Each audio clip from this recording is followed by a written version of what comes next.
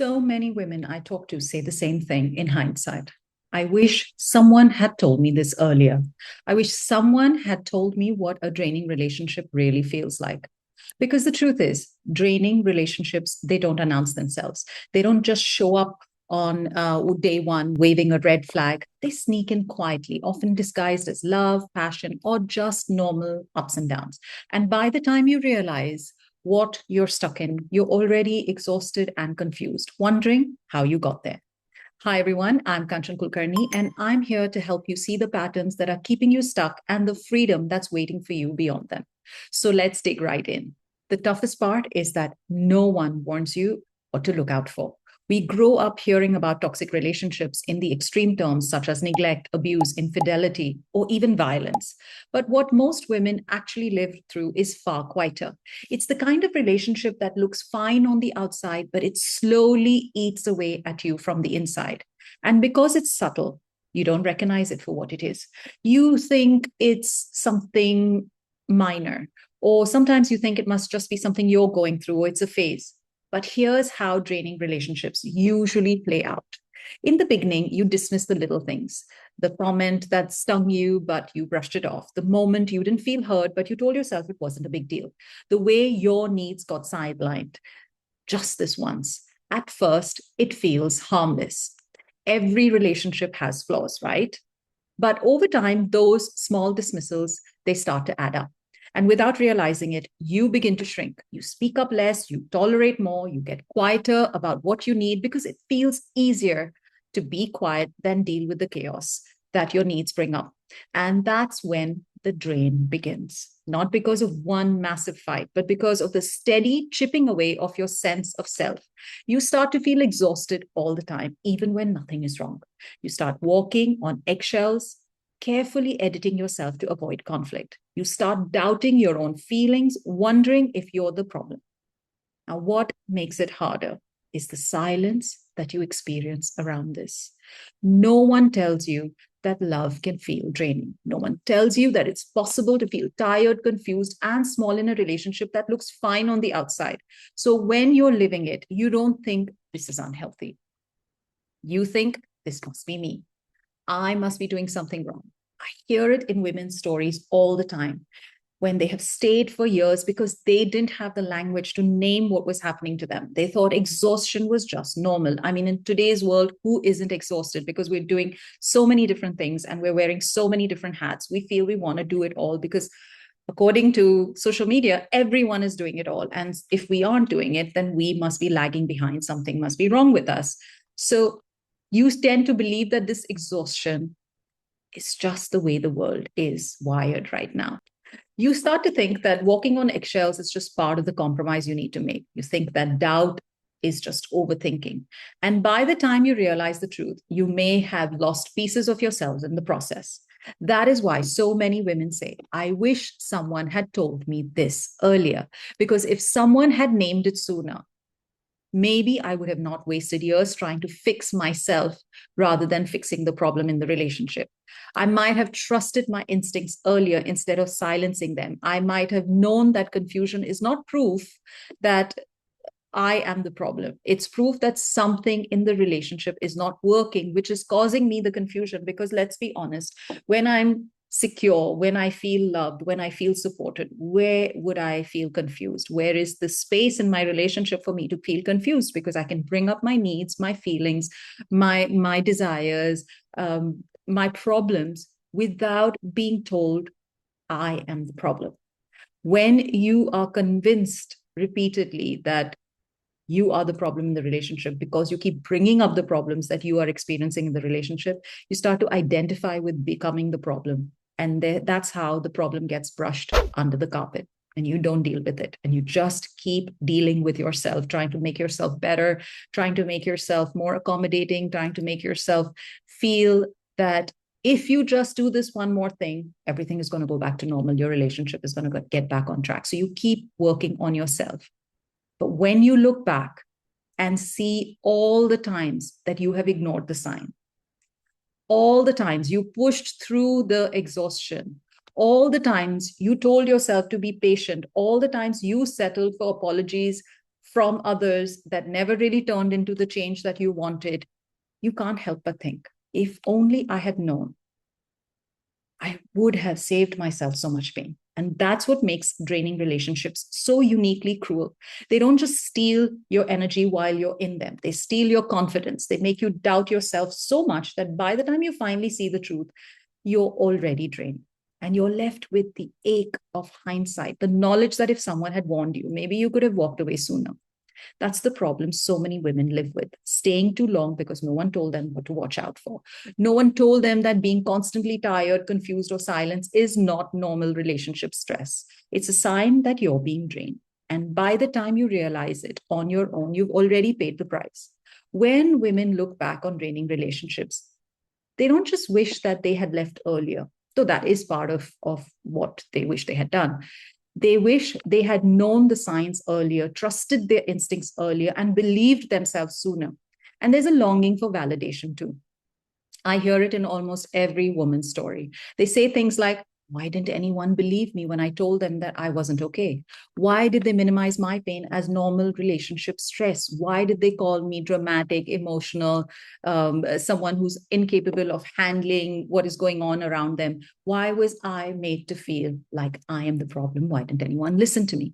They want people to say out loud what they always knew deep down, that love isn't supposed to drain the life out of you, that needing peace, safety, and recognition doesn't make you demanding. It makes you human. What women wish they'd known is that confusion itself is a red flag, that the constant second guessing, am I too sensitive? Am I too much? Is this my fault? Is this proof that something in the relationship is broken? They want to know, is it them? Because healthy love doesn't leave you constantly questioning your reality. Healthy love brings clarity, not chaos. And it's not just about knowing the signs, it's also about believing that they matter. Many women tell me that they saw the patterns early, but they dismissed them. They told themselves it wasn't that bad, that it would get better, that everyone has flaws. What they long for is the ability to trust those early warnings instead of overriding them, to look at that exhaustion, the silence, the doubt, and say, this matters. This isn't what I want to live with. It's not easy to walk away from a relationship where there is no outward neglect or abuse or violence. Everything looks okay from the outside, but nothing feels okay on the inside. This is the confusion. And it's not minor. It's not about deciding what you want to have for dinner or which restaurant you want to go to or what travel holiday you want to plan next. This is about deep rooted sense of self, of identity, trying to understand, why can't I make choices and decisions easily? Why am I always so confused? Why am I always second guessing myself, thinking, what if I make a mistake? That is the reason you feel you lack confidence. And the research backs up what I'd see in women's stories. In one survey, nearly half of the people admitted that they had stayed in relationships longer than they wanted to because they weren't sure if leaving was the right choice. I cannot emphasize this enough. Too many people are confused about whether they should stay in a relationship or whether they should leave the relationship. So my question is, if you had a secure, loving relationship, why would you even consider leaving it? What is making you ask yourself that question over and over again? Should I stay or should I leave? Which needs of yours are not being met in that relationship? What are you looking for? And if you answer those questions honestly, and you think that your reasons are valid and they're important, the immediate response to those is not to say that I'm leaving. It may be to be able to voice your needs more clearly to your partner. Maybe your partner doesn't know that this is such a big deal for you because you've been minimizing it and hiding it for so long. If you want to get rid of that confusion, because what this confusion does is it warps your sense of reality, where you lose complete trust in yourself. So you keep waiting for something to change without realizing that that waiting doesn't bring any clarity. Clarity comes when you trust what your body and your emotions are already telling you. So let me give you a way to visualize what a draining relationship really looks and feels like. Imagine driving with a slow leak in your tire. At first, the car runs fine. You barely notice anything. But mile after mile, the pressure drops and you start to feel the drag. If you stop then and if you fixed it, it would be quick and easy. You'd be back on the road without any further problems. But instead, You convince yourself that it's nothing major. You keep driving, and eventually the tire might go flat. Now you're stranded on the side of the road asking yourself, how did I let it go to this state? In the worst case, the tire doesn't just go flat, it blows. You lose control, and what would have been a simple repair becomes a serious accident. That's what draining relationships do. Ignoring the leak doesn't fix the tire. Hoping the pressure will hold doesn't stop the damage. Most of the women I meet, they want to fix their relationships. Their first choice isn't wanting to leave it, but they really see no way of fixing it. So many things have piled up over time that you are either with a flat relationship, a flat tire. So imagine it's going nowhere, it's taking you nowhere. You don't see any way of fixing it, or fixing it is just going to cost you way too much, and you don't have that energy left with you anymore. Or if it's blown up, something major has happened and it has gotten toxic and violent or abusive, then you think that there is nothing you can do to fix it. But deep down, you want to fix it. You wish it was fixable. You wish that your partner would come to the table and would say, I don't want to lose you. I want to fix this. But here is the truth. As I said, fixing requires both people to be committed. And deep down, you know very clearly you can't do it alone. When this realization hits, you also realize that you cannot reclaim the years that you have spent waiting, doubting, and apologizing for your needs. You can't get that energy back that you have poured into this relationship. You can't recover the identity you have lost along the way. And that's the pain underneath the words, I wish somebody had told me this earlier. Draining relationships, they don't get better because you wait long enough. They don't heal because you lower your expectations or you tell yourself it's not that bad or things will get better. It's fine. The only way they change is when awareness becomes non-negotiable in a way that you're not going back. You're not going back to that space because you've realized the depth of your pain. You have realized how much of yourself you have lost in waiting for your partner to see you, to hear you, to love you the way you want to be loved. That time is cannot be brought back. You cannot heal from what you refuse to name. So you are now trying to find out. And the more you explore, the deeper the wound becomes somehow, because now you're starting to open up all of those repressed emotions and you're starting to see how much you have been tolerating over the past years or decades.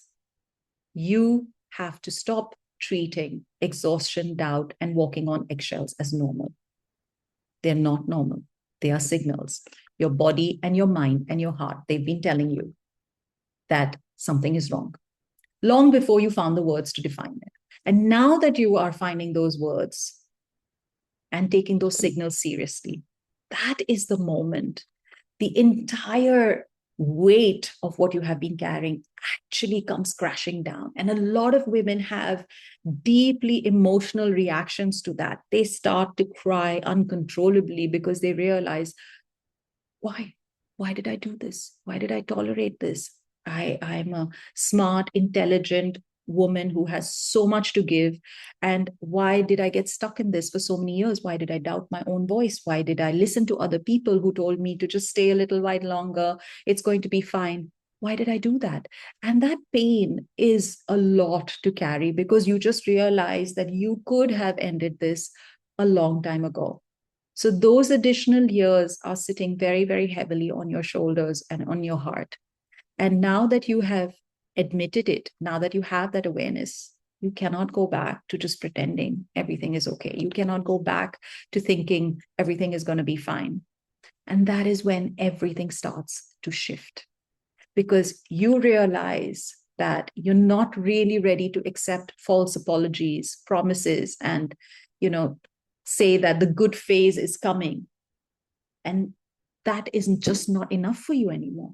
You want more. You want everything. So a lot of women I see who go from the bare minimum now say, no, I don't want to just be okay. I want to thrive. I want to be in a relationship where I'm seen, I'm loved, I'm appreciated, I am heard. This is where I was stuck. I didn't believe I deserved that. I didn't believe that that was even available to me. I see other people doing that, but I didn't think that I could have that. So I was ready to just take scraps. I was ready to take whatever my partner or my parent or sibling or friend, whatever the toxic nature of your relationship is, I was ready to just take that, even a tiny bit of scrap of one good comment or a smile or a kind gesture would be enough to kind of take care of me for weeks, because I knew that the good times won't last. So I would hold on to the good days, the laughters, the moments of connection, and convince myself that it balances everything out. Look, everything is so, my partner or parent or sibling, as I said, is just stressed out. Things are bad, but they're also good. And that's what keeps me stuck. And now realizing that I'm not ready to take those scraps, those moments when they decide to be a little kind to me and give me that just to keep me quiet for the next few weeks or months. I'm not ready for that. But here's what has to be understood. Good moments, they don't cancel out the chronic patterns. Kind word after a week of silence doesn't mean you're seen. A fun weekend doesn't erase months of pain. And perhaps the hardest truth is that you cannot pour from a cup that is always empty. That is what they start to realize. How can I get something back from somebody when they have nothing to give me? Because if they had it, why would they have been so cruel to me, so unkind to me? Why would they have withheld the affection from me for so long? Too many women try to save the relationship by giving more patience, more forgiveness, more effort. Because draining relationships will convince you that sacrifice and compromise are love. But the reality is, they are just chains to keep you stuck in the relationship where they can keep taking from you. They need you to survive and have convinced you that you need them to survive. This is why the awareness is everything, because once you name what's happening, once you call it what it is, you stop twisting yourself into knots trying to explain your exhaustion, your confusion, your doubts, your sense of second guessing everything. You stop trying to explain that. You stop blaming yourself. You stop thinking you're too sensitive or too weak.